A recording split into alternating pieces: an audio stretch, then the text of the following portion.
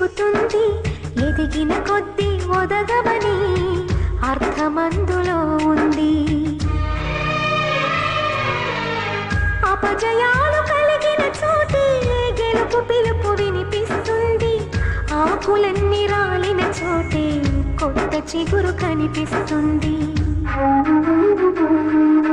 మౌనంగానే ఎదగమని మొక్క నీకు చెబుతుంది, ఎదిగిన కొద్దీ ఒదగమని అర్థమందులో ఉంది.